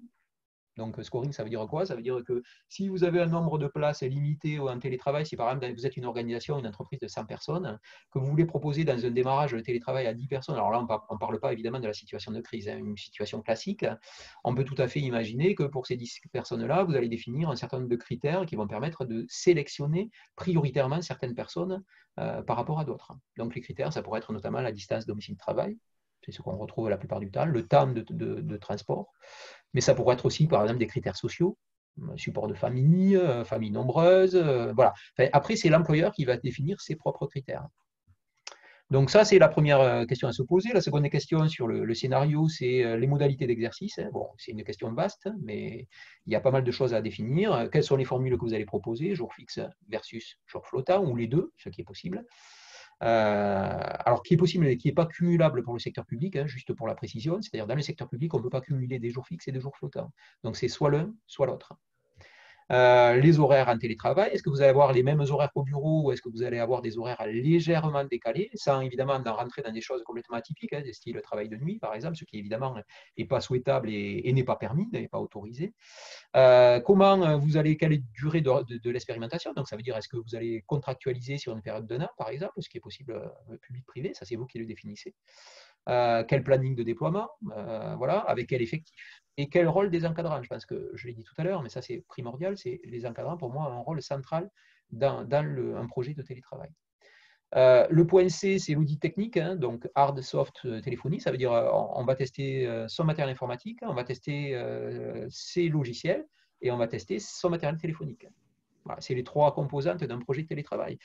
Souvent, on parle de matériel informatique et de téléphonie, mais pas forcément d'outils. Or, on voit bien aujourd'hui que ce qui permet d'être productif, efficace en situation de télétravail, c'est quand même des outils adaptés. Nous, on en cite 5. Hein. Vous avez un chat, une messagerie instantanée. Vous avez un outil de visio, de webconférence ou d'audioconférence. Hein. Vous avez un outil de travail collaboratif à distance type Office 365. Voilà, qui permet de partager un document, de le mettre dans le cloud. Vous avez un outil de partage d'écran et vous avez ce qu'on appelle une to-do list partagée, c'est-à-dire un outil de gestion de tâches qui va permettre de faciliter en fait, le lien entre le télétravailleur, son encadrant et son équipe. Voilà, bon, je ne vais pas rentrer dans les détails, mais ce n'est pas forcément indispensable. Mais le chat, par exemple, si vous n'avez pas le chat en situation de télétravail, vous allez communiquer avec le téléphone et avec le mail. Or, le téléphone et le mail, ils permettent d'avoir certaines formes de communication, mais pas toutes. Voilà, donc il manquera quelque chose. Et on le voit bien actuellement. Nous, on est passé dans des organisations où ils n'avaient pas déployé de chat et où, en situation de télétravail, tout le monde communiquait avec WhatsApp. Donc ça marque quelque chose, quoi, si vous voulez. C'est-à-dire quand vous mettez en place WhatsApp pour communiquer avec des personnes, avec l'équipe, avec un encadrant, ça montre qu'il y a un outil qui manque. Voilà. Et je pense qu'il est quand même, en termes de sécurité, il est quand même préférable que l'employeur déploie son propre outil que de travailler sur WhatsApp. Enfin, en tout cas, moi, je le pense fortement. Mais... Voilà. Je ne sais pas s'il y a des questions par rapport à ça ou est-ce que c'est… Alors oui, ben, par rapport au point B, on nous demande quel est le volume de jours mensuels habituellement constaté dans le secteur public pour avoir une idée. Alors, jour mensuel, on est souvent sur des bases de 4 jours mensuels. Généralement 4 jours, bon, ça peut aller un peu plus loin. Alors, tout dépend en fait le nombre de jours fixes. Si vous avez les deux formules, on calcule généralement le nombre de jours flottants par rapport au nombre de jours fixes. Je m'explique. Si vous êtes sur une base d'un jour fixe par semaine, on sera sur 4 jours flottants par mois. Si vous êtes sur une base de 2 jours fixes par semaine, on sera sur une base de 8 jours flottants par mois. Voilà. Et juste, je précise ce que je n'ai pas dit tout à l'heure, mais les jours flottants peuvent être pris ou pas. C'est-à-dire quelqu'un qui n'est pas intéressé du tout par le télétravail peut très bien ne prendre aucun jour sur une année, aucun jour de télétravail. D'accord. Donc, à propos des jours flottants, on a Catherine qui nous dit qu'il lui semble que depuis le décret, le cumul des jours réguliers et flottants est possible. A priori, non. Alors, à revérifier, mais nous, ce qu'on a lu, c'est qu'on pouvait choisir une formule de jour fixe ou une formule de jour flottant, mais pas cumuler du jour fixe et du jour flottant. Voilà, a priori. Maintenant, à revérifier. D'accord. Donc ça revient sur le sujet tout à l'heure des inégalités. Le télétravail augmente encore le fossé entre col blanc et col bleu. On nous demande s'il y a des études à ce sujet. Alors, col blanc ou col bleu, c'est ce que j'ai dit tout à l'heure. Hein. Pour moi, non, le fossé, il ne se creuse pas là. Il peut se creuser ailleurs, ok, mais il ne se creuse pas là. Encore une fois, hein, je le redis, mais quand on passe dans des organisations sur lesquelles le télétravail est mis en place uniquement pour certaines catégories socio-professionnelles, c'est quelque chose. Le premier discours qu'on tient, ça ne pourra pas marcher sur le long terme. Parce que vous n'allez pas avoir d'ancrage de la pratique du télétravail, parce que vous allez avoir un rejet de la part de certaines catégories, parce que pour que le télétravail soit pris en compte partout, il faut qu'il soit accepté aussi et mis en œuvre pour toutes les catégories socio-professionnelles. Par contre, comme on le disait tout à l'heure, évidemment, vous avez un fossé qui peut se creuser entre des postes éligibles et des postes non éligibles. Voilà. Enfin, je l'ai déjà traité, donc je ne vais pas y revenir. Ouais, donc la remarque suivante allait aussi dans ce sens de rupture d'équité avec entre là les travailleurs qui ont des tickets restaurants et ceux qui n'ont rien quand ils sont rattachés à un site avec restaurant d'entreprise. Alors, ticket restaurant, je le rappelle, jurisprudence qui dit qu'ils sont dus en situation de télétravail, ce qui n'est pas forcément très logique, hein, si je peux me permettre, parce que normalement, les tickets restaurant à la base a été déployé pour les personnes qui ne pouvaient pas manger chez eux. Ça, il faut quand même bien se le rappeler à la base. Hein. C'est-à-dire que ça veut dire qu'en théorie, on pourrait tout à fait imaginer un employeur qui supprime les tickets restaurants à partir du moment où la personne télétravaille depuis son domicile. Bon, dans la pratique, on l'a dit, la jurisprudence dit bien que ce n'est pas possible et que les tickets restaurants restent dus. D'accord ? Donc, je le redis, je l'ai dit tout à l'heure et je le redis maintenant, les tickets restaurants restent dus. Alors, les situations de crise où on vit le télétravail à temps plein sont des situations dérogatoires. Donc là, du coup, je ne saurais pas vous dire effectivement quelle règle peut s'appliquer. Mais en situation classique de télétravail, les tickets restaurants restent dus. On n'a pas d'autres questions. Ok. Alors, je vais juste terminer là-dessus, juste la contractualisation, hein, je l'ai déjà dit tout à l'heure. Hein. Bon, déjà définir le budget, le planning, pardon, sur le scénario, hein, c'est un point important. Le budget, le télétravail, c'est un coût. Enfin, on le voit bien en ce moment. Il faut payer des ordinateurs, il faut payer des téléphones, des contrats d'abonnement. Donc, il y a forcément un coût. Maintenant, ce qu'on aimerait parfois, c'est qu'on mette en place un vrai calcul sur le retour sur investissement. Ce qu'on a fait là aussi, puisqu'on a développé en fait une méthode de calcul d'impact du télétravail pour le CGET, le Commissariat général à l'égalité des territoires, hein, et on avait beaucoup analysé en fait les indicateurs d'impact du télétravail. Je vous garantis que mettre en place le télétravail uniquement sur cette question du coût, hein, c'est un vrai bénéfice à court terme pour l'employeur. Enfin, ça, il faut en être totalement persuadé. Enfin, pour les raisons que j'ai citées tout à l'heure, hein, parce que déjà, avoir 10 à 15% de productivité, si vous le ramenez au coût horaire d'un salarié, voilà, forcément, ça va être une économie, on est bien d'accord. Mais au-delà de ça, enfin, je veux dire, c'est une modernisation des outils de travail, c'est un changement des méthodes de travail, enfin, il y a plein de choses. C'est un outil de qualité de vie au travail, un outil de RSE, c'est à la croisée de plein de problématiques importantes et intéressantes des entreprises, publiques et privées. Donc, il y a un vrai retour investissement à attendre du télétravail. Et ce qui serait intéressant, ça serait, au bout d'un an de fonctionnement, de calculer vraiment ce retour d'investissement, ce que font peu d'organisations. Voilà. Mais qui serait vraiment très, très intéressant à mettre en place.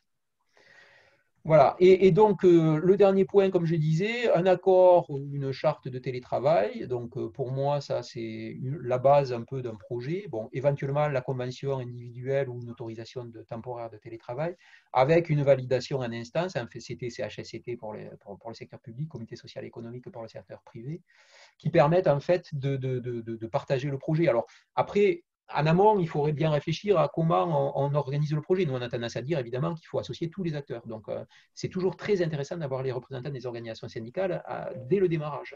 Voilà. Toutes les organisations ne souhaitent pas le faire. Voilà. Mais nous, on le conseille parce que je pense que le télétravail, c'est vraiment quand même l'un des seuls sujets sur lesquels on peut arriver à un consensus.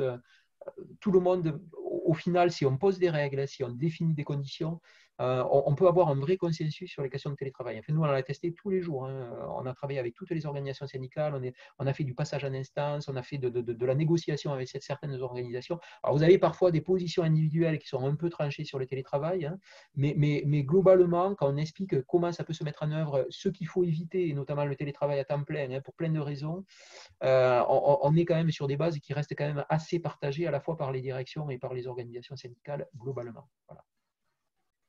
Voilà, je vais conclure là-dessus. Hein, juste, on fera peut-être quelques questions-réponses après, mais pour terminer, ce que je voudrais dire, et j'espère que c'est ce que j'ai pu vous en convaincre peut-être quelque part, c'est que le télétravail, pour moi, c'est au-delà du télétravail. C'est-à-dire le télétravail, c'est un terme dont on parle depuis 1981.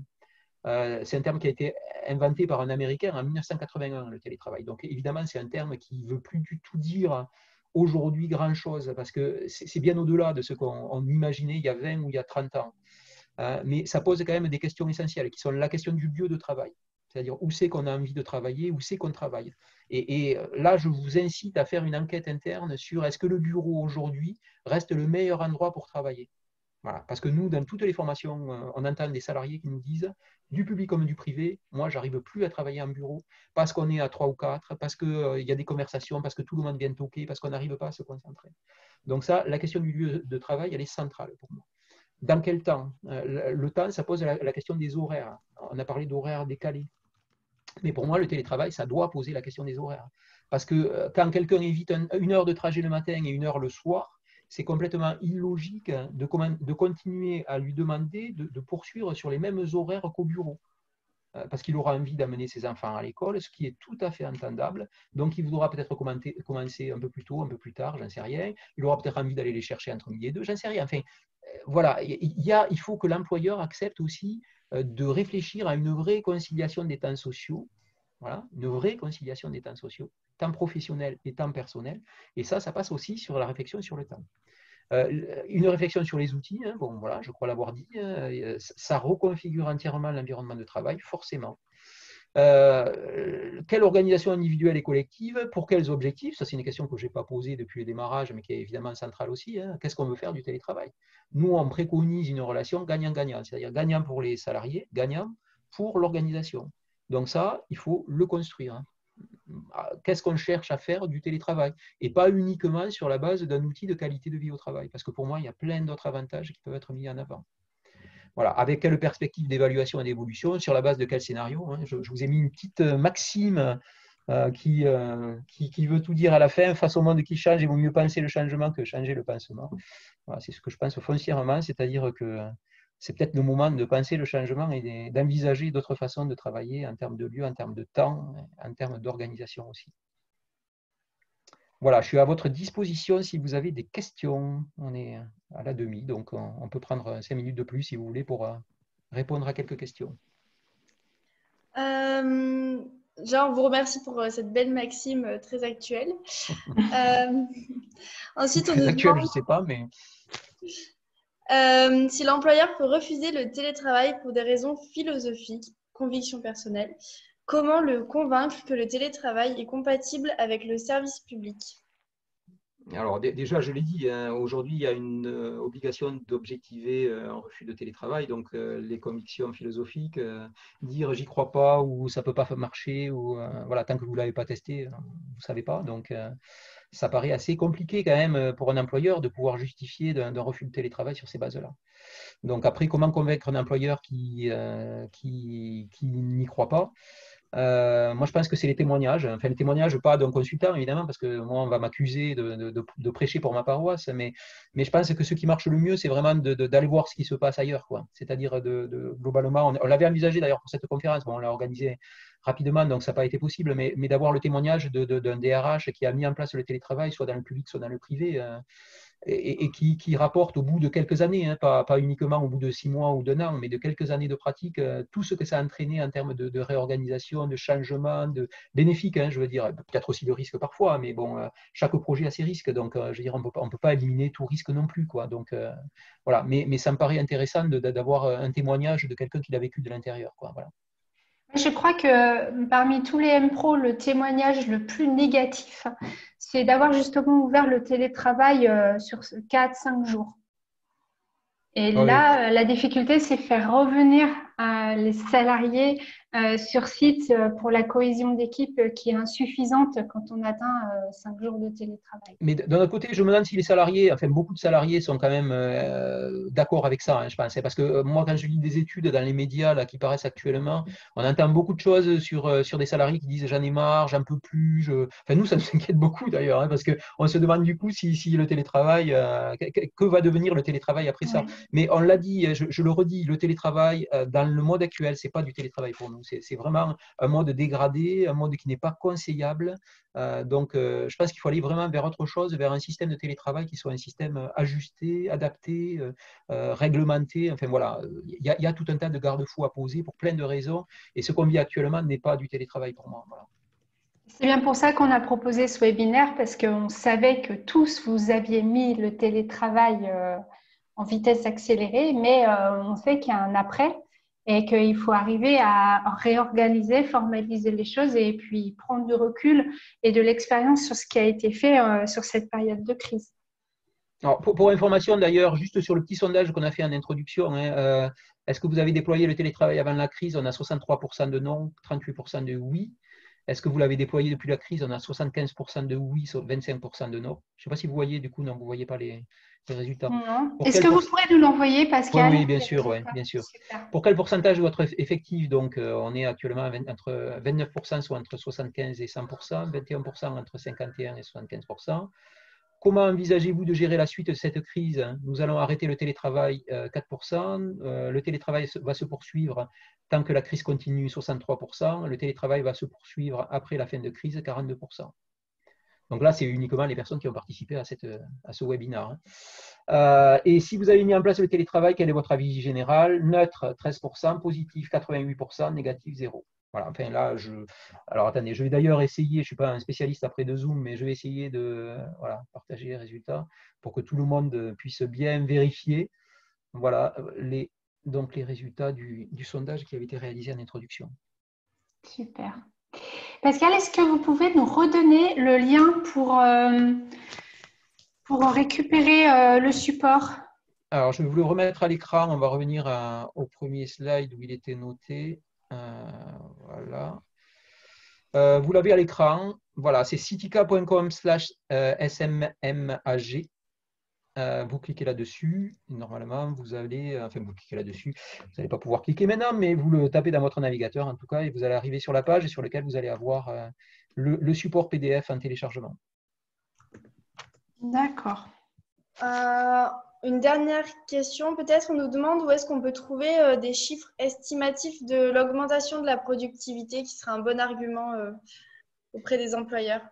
Alors, vous avez pas mal d'études qui sont sorties sur le télétravail en France, au Canada. Enfin voilà, donc toutes vont dans le même sens. Vous en avez plusieurs. Alors, en fonction de votre secteur, hein, secteur public ou secteur privé, vous avez des études sur le télétravail dans la fonction publique qui ont été faites par le CNFPT, par le commissariat général, alors j'ai plus le nom en tête, de la fonction publique. Enfin bon, voilà. La DGAFP a fait un rapport aussi sur le télétravail sur lequel ces questions-là sont évoquées. Donc, pour le secteur public, tournez-vous vers ces sources-là. Pour le secteur privé, vous avez de nombreuses études là aussi qui sont sorties dans des réseaux de recherche, dans des enquêtes auprès d'entreprises.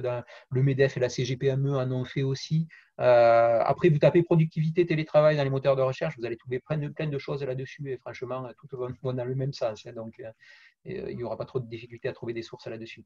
Après, vous pouvez nous contacter aussi. On peut répondre à certaines de vos questions et vous envoyer des documents complémentaires si besoin. D'accord. Il est 15h37. C'est peut-être l'heure de se quitter. On a déjà des personnes qui ont quitté la réunion. On vous remercie beaucoup. Merci Pascal pour votre intervention très riche et pour avoir fait d'autres webinaires complémentaires à ce que j'avais pu voir sur d'autres interventions. Merci à tous ceux qui sont intervenus, les établissements MPRO ou pas. Et on est à votre disposition pour toute information complémentaire. Et on rappelle qu'on va donc mettre la vidéo en ligne, mais je pense que ça va être la semaine prochaine. On vous enverra un mail pour vous dire où la trouver. Et puis, on va essayer de faire une petite foire aux questions pour reprendre les réponses aux questions posées. Merci à vous, merci de votre participation et bonne Merci. Continuation sur les questions de télétravail. Merci à tous. Merci à tous. Au revoir. Au revoir.